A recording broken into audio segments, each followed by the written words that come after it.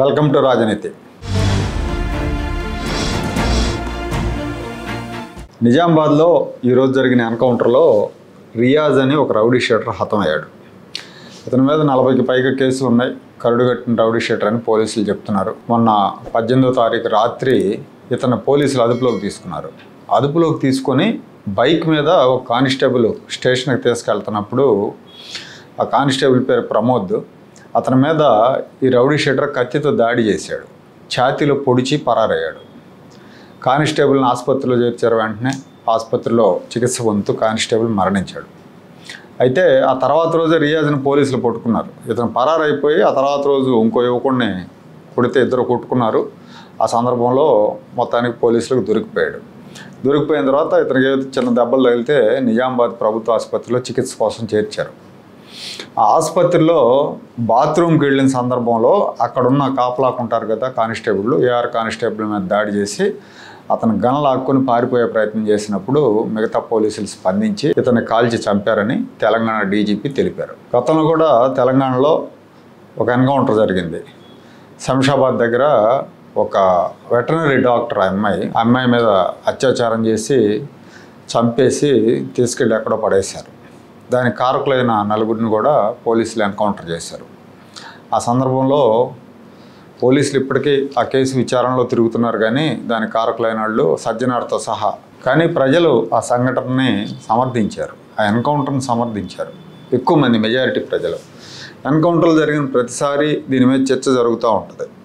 కొంతమంది మేధావులు ఇది కరెక్ట్ కాదు, పోలీసులు చట్టాన్ని చేతిలోకి తీసుకుంటే రేపొద్దున అమాయకులు బయలవుతారని చెప్తూ ఉంటారు. చట్టవిరుద్ధం కూడా. ఎన్కౌంటర్లు చట్టవిరుద్ధం అయినప్పటికీ కరుడుగట్టిన రౌడీ షీటర్లని, నేరస్తుల్ని ఎన్కౌంటర్ చేసినప్పుడు సామాన్య ప్రజల నుంచి హర్షాతిరేకాలు వ్యక్తం అవుతూ ఉంటాయి. కారణం ఏంటంటే వీళ్ళకి శిక్షలు పట్టడంలో జరిగే ఆలస్యం. వీళ్ళని అరెస్ట్ చేసి కోర్టులో హాజరుపరిచిన తర్వాత ఏళ్ల తరబడి విచారణలు జరుగుతూ ఉంటాయి. కొన్నిసార్లు అసలు శిక్షలు పడవు, ఆధారాలు సరిగా లేవని కోర్టులు కేసులు కొట్టేస్తాయి. దాని మూలంగా వాళ్ళు బయటకు వస్తారు. ఇంకొన్నిసార్లు బెయిల్ మీద బయటకు వస్తారు. బయటకు వచ్చిన తర్వాత కూడా వీళ్ళు సత్ప్రవర్తనతో ఉంటారు, మళ్ళీ అరాచకాలు చేస్తూనే ఉంటారు. అందుకే చాలామంది ప్రజలు ఎన్కౌంటర్ జరిగినప్పుడు ఒక దరిద్రుడి పీడ వదిలిపోయిందని చెప్పి సమర్థిస్తూ ఉంటారు. వీడికి సమాజంలో బతికే అర్హత లేదు ఇలాంటి నేరాలు చేసే వాళ్ళకి అని భావిస్తూ ఉంటారు. ఉత్తరప్రదేశ్లో యోగి ఆదిత్యనాథ్ సీఎం అయ్యాక 2017 నుంచి ఇప్పటిదాకా 15,000 పైన ఎన్కౌంటర్లు జరిగినాయి. దాదాపు 250 మంది క్రిమినల్స్ చనిపోయారు. కానీ ఆయనకి చెడ్డ పేరు రాలా, విమర్శలు వచ్చినాయి. కానీ ఆయన మళ్ళీ గెలవటానికి రెండోసారి ఇదే కారణం అయింది. శాంతి భద్రతలను అదుపు చేయడమే ప్రధాన కారణం. యూపీ ప్రజలు విసిగిపోయి ఇన్స్టెంట్ జస్టిస్ వైపు మొగ్గు చూపారు. యూపీలో రౌడీయిజం, నేరాలు విపరీతంగా పెరిగిపోయినాయి. దాని మూలంగా ఇన్స్టెంట్ జస్టిస్ని కోరుకుంటున్నారు. అది యోగి ఆదిత్యనాథ్ చేస్తున్నాడు కాబట్టి అతను మళ్ళీ గెలిపిస్తున్నారు. ఈ పరిస్థితి అన్ని చోట్ల ఉంది. ఇన్స్టెంట్ జస్టిస్ కోరుకోవటం అనేది అన్ని చోట్ల ఉంది. ప్రజలు సత్వర న్యాయాన్ని కోరుకుంటున్నారు. ఇప్పుడు రియాజ్ ఎన్కౌంటర్ మీద కూడా తెలంగాణలో పెద్దగా వ్యతిరేకత, విమర్శలు ఏం రావట్లేదు. కొంతమంది విమర్శించే వాళ్ళు విమర్శిస్తున్నారు, కానీ పార్టీలకు అతీతంగా ఇదే స్పందన వ్యక్తం అవుతూ ఉంది. కానీ ఇలాంటి సంఘటన ఆంధ్రప్రదేశ్లో జరిగితే పార్టీలకు అతీతంగా ఇలా ఉండదు. కులం పేరుతో, మతం పేరుతో, రాజకీయ ప్రయోజనాల కోసం ఆగమాగం చేస్తారు. ఈ పార్టీకి ఒక మైనారిటీని చంపుతారని జగనన్న గావు కేకలు పెడుతూ రోడ్డు ఎక్కేవాడు. ఈయనకు మద్దతుగా కొంతమంది మేధావులు, కొన్ని సంఘాలు బయలుదేరేవి. ఆ రకంగా రాజకీయ లబ్ధి పొందాలని చూసేవాడు. సమాజంలో విద్వేషాన్ని రెచ్చగొట్టే ప్రయత్నం చేసేవాళ్ళు. తెనాల్లో ఏం జరిగిందో చూసాం కదా ఆ మధ్య. ఒక కానిస్టేబుల్ మీద దాడికి పాల్పడిన గంజాయి బ్యాచ్కి నలుగురికి అనుకుంటా, నలుగురికో ముగ్గురుకో నడి రోడ్డు మీద పోలీసులు నలుగు పెట్టారు. వీళ్ళ మీద ఒక్కొక్కడి మీద 9 కేసులు 10 కేసులు ఉన్నాయి. వాళ్ళేం సచ్చీలురు కాదు. వీళ్ళని నడి రోడ్డు మీద పోలీసులు లాఠీలతో కొట్టారు. కొడితే వెంటనే జగన్మోహన్ రెడ్డి గారు దళితులపై దాడులు చేస్తారా అని బయలుదేరాడు. ఆయనకు తోడు మరికొన్ని దళిత సంఘాలు తోడైనాయి. వీళ్ళంతా కలిసి అక్కడికి వెళ్ళి రద్దు చేయాలని చూశారు. దళితులను రెచ్చగొట్టి రాజకీయ ప్రయోజనం పొందే ప్రయత్నం అన్నమాట జగన్మోహన్ రెడ్డి. అంటే ఆ రకంగా తాను లంపిన్ ఎలిమెంట్స్కి, రౌడీ ఎలిమెంట్స్కి ప్రతినిధినని ప్రతిసారి ప్రూవ్ చేసుకుంటాడు ఈ జగన్మోహన్ రెడ్డి. ఇక సంఘాలు ఉంటాయి, కొన్ని సంఘాలు. ఈ సంఘాలు ఏంటంటే మంచి చెడు అవసరం లేదు. తమ కులానికి చెందిన వ్యక్తి అయితే చాలు, వాడు కరుడుగట్టిన క్రిమినల్ అయినా, క్రిమినల్ చర్యలు చేసినా కూడా వాడి మీద చర్యలు తీసుకోకూడదని అడ్డంగా వాదిస్తే వెంటనే రంగంలోకి దిగిపోతాయి. అలాగే పాస్టర్ ప్రవీణ్ ఆ మధ్య పాస్టర్ ప్రవీణ్ మృతి కేసు ఒకటి చూసాం కదా మనం. దాని మీద ఎంత యాగి చేశారో, ఎంత హడావుడి చేశారో. ఒక నెల రోజుల పాటు రెచ్చిపోయారు. సమాజాన్ని తగలబెడతానని ఒక బెన్నిలింగం అనేవాడు సవాళ్ళు చేశాడు. ఆ తర్వాత పరారైపోయాడులే. అసలు ఆ పాస్టర్ ప్రవీణ్ది అతను ఉండేది హైదరాబాద్లో, ఆంధ్రప్రదేశ్లో కాదు. అతను హైదరాబాద్ నుంచి రాజమండ్రి వెళ్తా దారి పొడుగున తాగి బండి మీద నడుపుతూ పడిపోయి చనిపోయాడు. ఇదంతా కూడా ప్రతి సీసీ కెమెరాలు, దారి పొడుగున సీసీ కెమెరాల్లో రికార్డ్ అయింది. మందు షాపుల దగ్గర మందు కొనటం, తాగటం, తడబడుతూ బండి నడపటం, ఇవన్నీ సీసీ కెమెరాల్లో రికార్డ్ అయినాయి. సీసీ కెమెరాల్లో రికార్డ్ అయినాయి అని చెప్పినా కూడా ఆ విజువల్స్ చూపించినప్పటికి కూడా వినకుండా ఆందోళన చేశారు.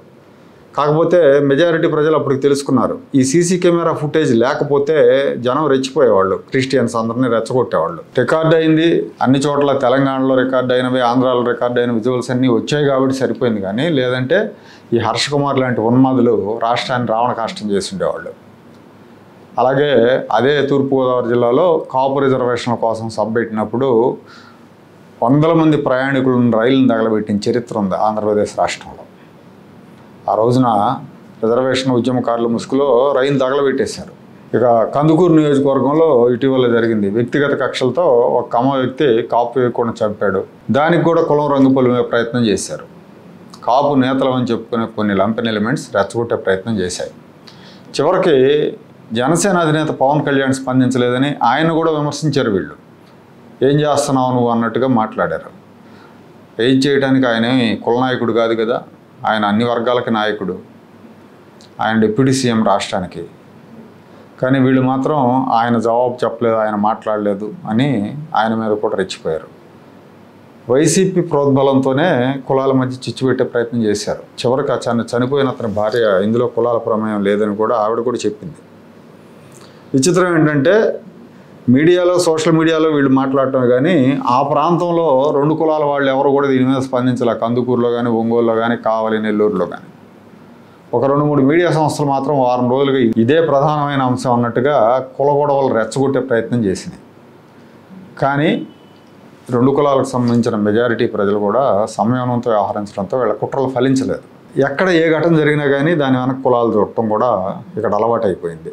ఎస్సీలను రెచ్చగొట్టాలంటే ఏ తాగుబోతు గాడితోనో, చిల్లరగాళ్లతోనో రాత్రి అంబేద్కర్ విగ్రహానికి అపచారం చేస్తారు. చెప్పులు దండలు వేయటం, రంగులు పూయటం ఇలాంటివి చేయిస్తారు. దీంతో తెల్లారి సంఘాల రంగంలోకి దిగుతాయి. అపవిత్రం చేశారని ధర్నాలు, ఉద్రిక్తతలు, దీని వెనక మళ్ళీ రాజకీయ పార్టీలు ఉన్నాయని అధికారంలో ఏ పార్టీ ఉంటే ఆ పార్టీకి వ్యతిరేకంగా హడావుడి చేస్తూ ఉంటారు. అంతేగాని అసలు వెనకాల ఏం జరిగిందనే దాని గురించి ఎవరు ఆలోచించరు. తక్షణంగా రంగంలోకి దిగటం, రాజకీయ ప్రయోజనాలు ఆశించడం. అంతెందుకు, తెలుగుదేశం పార్టీలోనే, అధికార తెలుగుదేశం పార్టీలోనే ఆ పార్టీకి వ్యతిరేకంగా ఆ పార్టీ వ్యక్తిని అని చెప్పుకునేవే ఒక అతను ఆ పార్టీకి వ్యతిరేకంగా సోషల్ మీడియాలో పోస్టులు పెడతా ఉంటారు. లోకేష్ని దారుణంగా విమర్శిస్తూ గందరగోళం సృష్టిస్తున్నాడు. అతను ఎస్సీ యువకుడు, అందుకని అతని మీద చర్య తీసుకోవడానికి వీళ్ళు వణికిపోతున్నారు. కులం కారణం, కులం ఉంటే చాలు ఏం చేసినా చెల్లుతుందన్న ధోరణి ఆంధ్రప్రదేశ్లో పెరిగిపోయింది. వైసీపీ విపక్షంలో ఉంటే ఈ కుల కుట్రలు ఎక్కువగా జరుగుతూ ఉంటాయి. ఎక్కడ ఏ ఘటన జరిగినా, అది ఏ కారణంతో జరిగినా దాన్ని కులాలకు చుట్టం అలవాటు అయిపోయింది. అధికారంలో ఉన్న పార్టీకి చుట్టం కూడా అలవాటు అయిపోయింది. వీళ్ళని అదుపు చేయాలంటే ఇలాంటి వాళ్ళని ప్రభుత్వం కఠినంగా వ్యవహరించాలి. తోలు తీస్తుందన్న భయం ఉంటేనే చీటికి మాటికి కులాల పేరుతో రోడ్లెక్కి న్యూసెన్స్ చేయకుండా ఉంటారు.